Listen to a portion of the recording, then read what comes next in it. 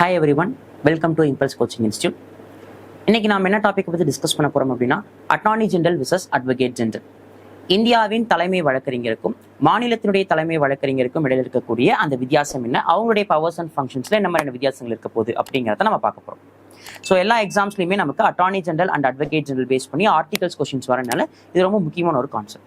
ஓகேங்களா? Right. So first attorney general versus advocate general. யார் இவங்க அப்படின்னா, இந்திய அரசின் சார்பாக இந்தியாவுக்குள்ளார இருக்கிற எந்த நீதிமன்றத்துக்குள்ள வேணாலும் போய் இந்திய அரசின் சார்பான வழக்குகளை வாதாடக்கூடிய ஒரு வழக்கறிஞர் தான் யார் அப்படின்னா அட்டார்னி ஜெனரல்னு சொல்லக்கூடிய இந்தியாவின் தலைமை வழக்கறிஞர். ஸோ இந்திய அரசின் சார்பாக நடக்கக்கூடிய எந்த வழக்குகளாக இருந்தாலும் அந்த வழக்குல இந்திய அரசின் சார்பாக ஆஜராகி அந்த வழக்கில் ஆஜராகி அந்த வழக்கை நடத்தக்கூடிய ஒருத்தர் தான் அட்டார்னி ஜெனரல் அப்படின்னு சொல்லக்கூடிய இந்தியாவின் தலைமை வழக்கறிஞர். ஸோ அப்போ அவர் தான் ஹையஸ்ட் லா ஆஃபீஸர் இந்த கண்ட்ரி. ஸோ நாட்டினுடைய உயர்ந்தபட்ச அதிகாரம் படைத்த ஒரு வழக்கறிஞராக இருப்பார்.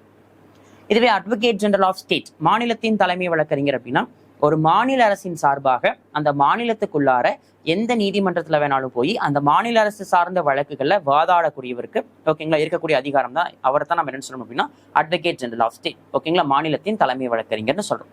அப்ப அட்டார்னி ஜெனரல்னா இந்திய அரசின் சார்பாக, அட்வொகேட் ஜெனரல்னா மாநில அரசின் சார்பாக. அவங்க இந்தியா முழுவதும் எந்த நீதிமன்றத்திலும், இவங்க மாநிலம் முழுவதும் மாநிலத்தில் இருக்கிற எந்த நீதிமன்றத்திலும் இங்க இந்திய அரசின் சார்பாக இங்க மாநில அரசின் சார்பாக வழக்குகளை வாதாடக்கூடியவங்க தான் அட்டார்னி ஜெனரலும் அட்வொகேட் ஜெனரலும். ஸோ அப்போ அட்டார்னி ஜெனரல் ஹையஸ்ட் லா ஆஃபீஸர் இந்த கண்ட்ரி, நாட்டிலேயே உயர்ந்த அதிகாரம் படைத்த ஒரு வழக்கறிஞர். அட்வொகேட் ஜெனரல் அப்படின்னா மாநிலத்தில் ஹையஸ்ட் லா ஆஃபீஸர் அப்படின்னு நம்ம சொல்லலாம். ஓகேங்களா? ஸோ அட்டார்னி ஜெனரலை பத்தி நம்ம தெரிஞ்சுக்கிறதுக்கான ஆர்டிகல் 76, வேற அட்வொகேட் ஜெனரலை பத்தி நம்ம தெரிஞ்சுக்கிறதுக்கான ஆர்டிகல் 165. ஓகேங்களா? ஸோ ஆர்டிகல் 76 அட்டார்னி ஜெனரலை பத்தியும் ஆர்டிகல் 165 அட்வொகேட் ஜெனரலை பத்தியும் பேசுது. ஸோ அட்டார்னி ஜெனரல் யாரால நியமிக்கப்படுறாங்கன்னா அப்பாயிண்டட் பை த பிரசிடென்ட், குடியரசுத் தலைவரால் நியமனம் செய்யப்படுறாங்க.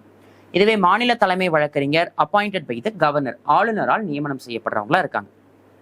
ஓகே, இப்போ அட்டார்னி ஜெனரல் ஆகணும்னா என்ன குவாலிஃபிகேஷன் அப்படின்னா eligible to be appointed as a judge of Supreme Court. அதாவது உச்ச நீதிமன்றத்தினுடைய நீதிபதி ஆவதற்கான தகுதி யார்கிட்ட இருக்கோ அவங்க தான் அட்டார்னி ஜெனரலாக அப்பாயிண்ட் பண்ணப்படுவாங்க.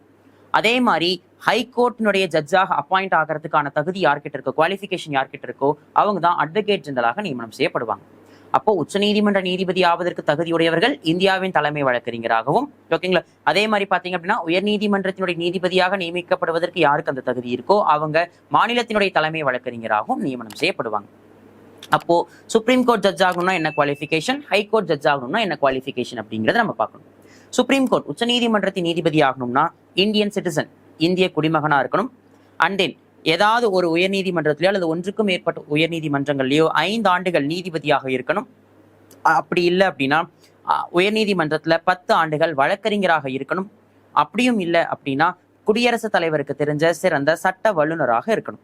ஸோ இந்த 3 குவாலிஃபிகேஷன்ல ஏதாவது ஒரு குவாலிஃபிகேஷனும் இந்தியன் சிட்டிசன் அப்படிங்கிற குவாலிஃபிகேஷன் இருந்துச்சு அப்படின்னா அவங்க உச்சநீதிமன்றத்தின் நீதிபதி ஆகலாம். ஸோ இந்திய குடிமகனாக இருக்கணும். அண்ட் தென் 5 ஆண்டுகள் உயர் நீதிமன்றத்துல நீதிபதி, அது ஒரு ஹைகோர்ட்ல இருக்கலாம், 1 or more ஹைகோர்ட்ஸ்ல இருக்கலாம், இப்படி வேணாலும் இருக்கலாம். அப்படி இல்லையா 10 ஆண்டுகள் உயர் நீதிமன்றத்துல வழக்கறிஞர், அதுவும் ஒரே உயர் நீதிமன்றம் அல்லது பல உயர் நீதிமன்றம். அப்படி இல்லையா குடியரசுத் தலைவருக்கு தெரிஞ்ச ஒரு சிறந்த சட்ட வல்லுநர், ஓகேங்களா, ஒரு எமினன்ட் ஜூரிஸ்டா இருக்கணும். ஸோ இந்த 3 குவாலிஃபிகேஷன் ஏதாவது ஒன்றும், ஓகேங்களா, இந்தியன் சிட்டிசனுங்கிற குவாலிஃபிகேஷன் இருந்தா அவங்க உச்சநீதிமன்றத்தின் நீதிபதியாக நியமனம் செய்யப்படலாம். ஆனா இதுவே அட்வொகேட் ஜெனரல் ஆகணும்னா என்ன சொல்லியிருக்கிறோம், ஹைகோர்ட்டினுடைய ஜட்ஜ் ஆகிறதுக்கு குவாலிஃபையா இருக்கணும்னு சொல்லியிருக்கோம். அப்போ ஹைகோர்ட்டுடைய ஜட்ஜ் ஆகிறதுக்கு என்ன குவாலிஃபிகேஷன் வேணும்? ஃபர்ஸ்ட் பாயிண்ட் அதே தான், இந்தியன் சிட்டிசன் ஆகிறதுக்கான குவாலிஃபிகேஷன். அண்ட் தென் அடுத்தது பாத்தீங்க அப்படின்னா 5 ஆண்டுகள் வழக்கறிஞர் பேரிஸ்டர் எக்ஸ்பீரியன்ஸ் இருந்திருக்கும். ஓகேங்களா? வழக்கறிஞருக்கான பயிற்சி அப்படிங்கிறது இருந்திருக்கணும் 5 ஆண்டுகள். அப்படி இல்லை அப்படின்னா 10 ஆண்டுகள் பாத்தீங்க அப்படின்னா மாவட்ட கோர்ட்ல, ஓகேங்களா, என்னவா இருந்திருக்கணும் அப்படின்னா பணியாற்றி இருக்கணும். வழக்கறிஞராக என்ன பண்ணிருக்கணும் அப்படின்னா 10 ஆண்டுகள் மாவட்ட நீதிமன்றங்களை பணியாற்றி இருக்கணும். அண்ட் தென் அப்படியும் இல்லையா 10 ஆண்டுகள் உயர் நீதிமன்றத்துல பணியாட்சி அனுபவம் இருக்கணும். ஸோ 5 ஆண்டுகள் வழக்கறிஞராக இருந்திருக்கணும். அப்படி இல்லையா 10 ஆண்டுகள் பாத்தீங்க அப்படின்னா ஜில்லா கோர்ட்னு சொல்லக்கூடிய மாவட்ட நீதிமன்றங்களை பணியாற்றியதுக்கான அனுபவம் இருந்திருக்கணும். அப்படியும் இல்லையா ஹைகோர்ட்ல 10 ஆண்டுகள் வழக்கறிஞராக இருந்திருக்கணும். இந்த 3ல ஏதாவது ஒரு குவாலிஃபிகேஷனும் இந்தியன் சிட்டிசன் அப்படிங்கிற குவாலிஃபிகேஷன் இருந்தா அவங்க உயர்நீதிமன்ற நீதிபதி ஆகலாம். ஸோ அப்போ உயர்நீதிமன்ற நீதிபதி ஆகிறதுக்கான தகுதி யார்கிட்ட இருக்கோ அவங்க மாநிலத்தின் தலைமை வழக்கறிஞராகலாம்.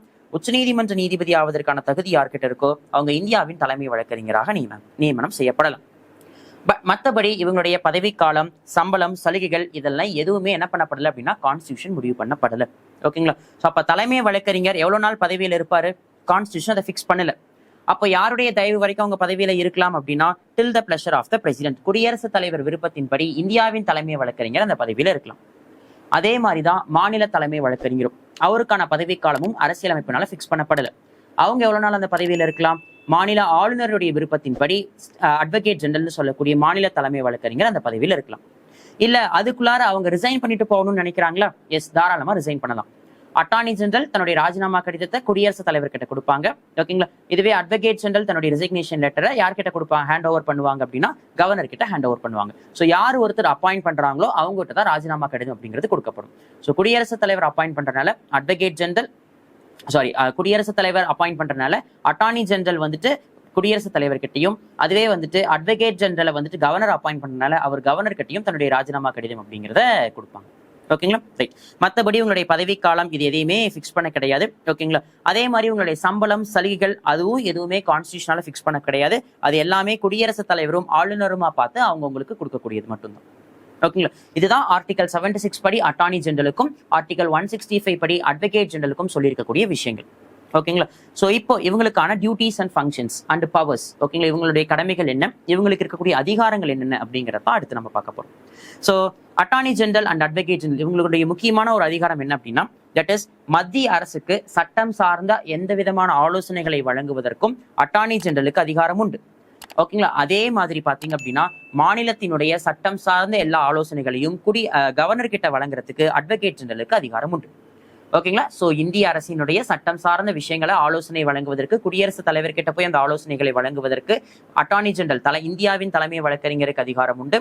அதுவே மாநில அரசு சார்ந்த சட்டம் சார்ந்த விஷயங்கள்ல ஆலோசனைகளை வழங்குவதற்கு, மாநில ஆளுநர் கிட்ட அந்த ஆலோசனைகளை வழங்குவதற்கு அட்வொகேட் ஜெனரல் சொல்லக்கூடிய மாநில தலைமை வழக்கறிஞருக்கு அதிகாரம் உண்டு அப்படின்னு சொல்றாங்க. அப்படி இந்தியாவில் இருக்கக்கூடிய எந்த நீதிமன்றத்துல வேணாலும், ஓகேங்களா, ரைட். சோ இந்திய அரசின் சார்பாக ஆஜராகி வாதாடக்கூடிய முழு அதிகாரம் அட்டார்னி ஜெனரலுக்கு உண்டு. அதுவே ஒரு மாநிலத்தினுடைய எந்த ஒரு நீதிமன்றத்திலையும், பர்டிகுலரா ஹைகோர்ட்ல அந்த அட்வொகேட் ஜெனரல்னு சொல்லக்கூடிய மாநிலத்தினுடைய தலைமை வழக்கறிஞர் ஆஜராகி வாதாடுறதுக்கு அவங்களுக்கு முழு அதிகாரம் அப்படிங்கிறது கொடுத்திருப்பாங்க. ஓகேங்களா. சோ இந்தியா அது மட்டும் இல்லாம வாதாடுறதுக்கான அதிகாரம் மட்டும் இல்லாம இந்தியாவுக்குட்பட்ட எந்த நீதிமன்றத்துக்குள்ளாரையும், ஓகேங்களா, நடக்கக்கூடிய அந்த நீதிமன்ற வழக்குகளை போய் ஆடியன்ஸா உட்காந்து பார்வையிடுறதுக்கு அட்டார்னி ஜெனரலுக்கு பவர் உண்டு. பிளஸ் மாநிலத்துக்குள்ளார இருக்கிற எந்த நீதிமன்றத்திலையும் போய் உட்காந்து நடக்கக்கூடிய வழக்குகளை பார்வையிடுறதுக்கு ஆடியன்ஸா உட்காந்து பாக்குறதுக்கு அட்வொகேட் ஜெனரலுக்கு பவர் உண்டு. சோ வழக்குகளை வாதாடுவதற்கும் அதிகாரம் உண்டு, ஆடியன்ஸா போய் உட்காந்து அந்த வழக்குகளை பார்ப்பதற்கும் இவங்க ரெண்டு பேருக்குமே அதிகாரம் உண்டு. ஆனா அட்டார்னி ஜெனரலுக்கு இந்தியா முழுவதும் உண்டு, அட்வொகேட் ஜெனரலுக்கு அந்த மாநிலத்துக்கு உட்பட்டு மட்டும் உண்டு. அண்ட் தென் இந்த அட்டார்னி ஜெனரலுக்கும் அட்வொகேட் ஜெனரலுக்கும் இன்னொரு பவர் அப்படிங்கிறது இருக்கு. என்ன பவர் அப்படின்னா, தட் இஸ் நாடாளுமன்றத்துல போய் உட்காந்து பேசுறதுக்கும் பங்கெடுக்கிறதுக்கும் அவை நடவடிக்கைகளை பார்க்கறதுக்கும் அட்டார்னி ஜெனரலுக்கு பவர் உண்டு.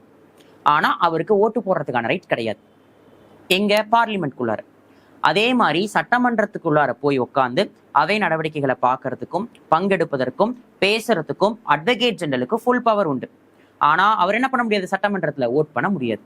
அட்டார்னி ஜெனரல் நாடாளுமன்றத்துக்குள்ளார போய் உட்காந்து பங்கெடுக்கலாம், பேசலாம், அவை நடவடிக்கைகள்ல கலந்துக்கலாம். அது எல்லாத்துக்குமே அட்டார்னி ஜெனரலுக்கு ஃபுல் ரைட்ஸ் உண்டு. ஒரு நாடாளுமன்ற உறுப்பினருக்கு இருக்கிற மாதிரியான ரைட்ஸ் உண்டு. என்ன ஒண்ணு மட்டும் இல்லை அப்படின்னா, one and only that is voting rights. ஒரு மசோதா தாக்கல் ஆகுதுன்னா அதுல அவர் வாக்களிக்க முடியாது, ஏன்னா அவர் அதுல உறுப்பினர் இல்லை. அதனால அதே மாதிரிதான் ஒரு அட்வொகேட் ஜெனரல் மாநிலத்தினுடைய தலைமை வழக்கறிஞர் ஒரு மாநில சட்டப்பேரவைக்குள்ளார போய் பங்கெடுக்கிறதுக்கும் பேசுறதுக்கும் கலந்துக்கிறதுக்கும் எல்லா விதமான ரைட்ஸும் உண்டு. ஆனா என்ன பண்ண முடியாது? சட்டப்பேரவை உறுப்பினர் மாதிரி மசோதாவுக்கு ஓட்டு போட முடியாது, வாக்களிக்க முடியாது. ஓகேங்களா. சோ மெயினா இந்த ஓட் பண்றதுக்கான ரைட்ஸ் மட்டும்தான் அவங்களுக்கு இல்லையே தவிர அவர் நாடாளுமன்றத்துக்குள்ளாரையும் இவர் சட்டமன்றத்துக்குள்ளாரையும் போய் டேக் சார்ஜ் பண்றதுக்கு எல்லா ரைட்ஸும் உண்டு.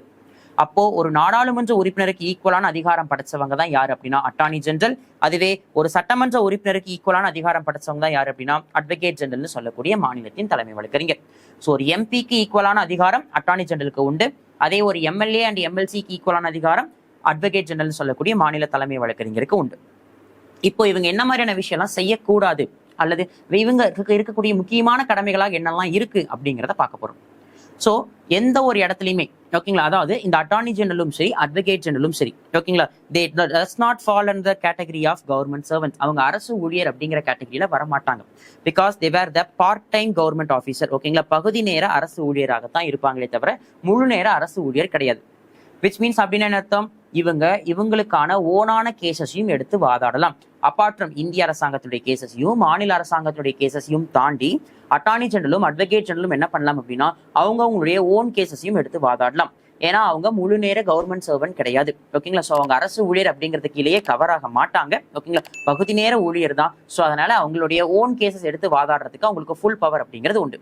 ஆனா அந்த கேசஸ் எப்படி இருக்கணும் அப்படின்னா should not against the government of India and government of state governments. ஓகேங்களா. இந்திய அரசுக்கு எதிராகவோ இல்ல அந்த மாநில அரசாங்கங்களுக்கு எதிராகவோ இருக்கக்கூடாது அப்படிங்கிறாங்க.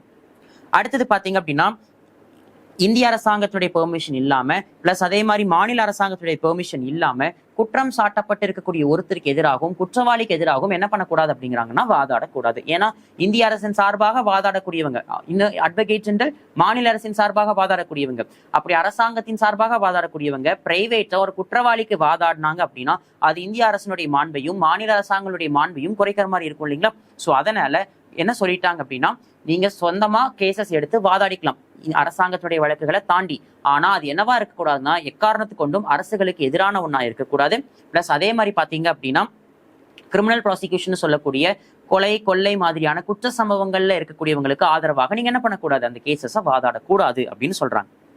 ஓகேங்களா. ஸோ அட்டார்னி ஜெனரலும் சரி அட்வொகேட் ஜெனரலும் சரி முழு நேர அரசு ஊழியர் கிடையாது. சரிங்களா. மற்றபடி இந்திய அரசாங்கத்தின் சார்பாக எந்த கேசஸையும் எடுத்து நடத்துறதுக்கும் மாநில அரசாங்கத்தின் சார்பாக எந்த கேசஸையும் எடுத்து நடத்துறதுக்கும் ரெண்டு பேருக்கும் ரைட்ஸ் உண்டு. நாடாளுமன்றத்திலையும் சட்டமன்றத்திலையும் பங்கெடுக்கிறதுக்கு ஃபுல் பவர் உண்டு எக்ஸப்ட் ஓட்டிங் ரைட்ஸ். இவர் எம்பிக்கு ஈக்குவலா பார்க்கப்படுவாரு. அட்வொகேட் ஜெனரல் ஒரு சட்டமன்ற உறுப்பினருக்கு ஈக்குவலான அதிகாரம் படைச்சவங்களாக பார்க்கப்படுவாங்க. ஸோ ஆர்டிகல் 76 அட்டார்னி ஜெனரலை பத்தியும் ஆர்டிகல் 165 அட்வொகேட் ஜெனரலை பத்தியும் பேசுது. அப்பார்ட் ஃப்ரம் திஸ் இதை தவிர இன்னும் 4 ஆர்டிகல்ஸ் இருக்கு. ஆர்டிகல் 188, 105, 177, 194. ஆர்டிகல் 88 அட்டார்னி ஜெனரலுக்கும் ஆர்டிகல் 177 அட்வொகேட் ஜெனரலுக்கும் இருக்கு. எதை பத்தி சொல்றாங்க, சிம்பிளா நாடாளுமன்றத்திலையும் சட்டமன்றத்திலையும் அவங்களுக்கு இருக்கக்கூடிய உரிமைகள். ஸோ அட்டார்னி ஜெனரல்னா நாடாளுமன்றத்துல எந்த வேலை வேணாலும் பங்கெடுக்கலாம், பேசலாம், கலந்துக்கலாம், ஆனா ஓட் பண்ண மட்டும் முடியாது. அதேதான் அட்வொகேட் ஜெனரலுக்கு சட்டமன்றத்துல. ஸோ இவங்களுக்கான இந்த ரைட்ஸை பத்தி பேசினது ஆர்டிகல் 88 அண்ட் ஆர்டிகல் 177.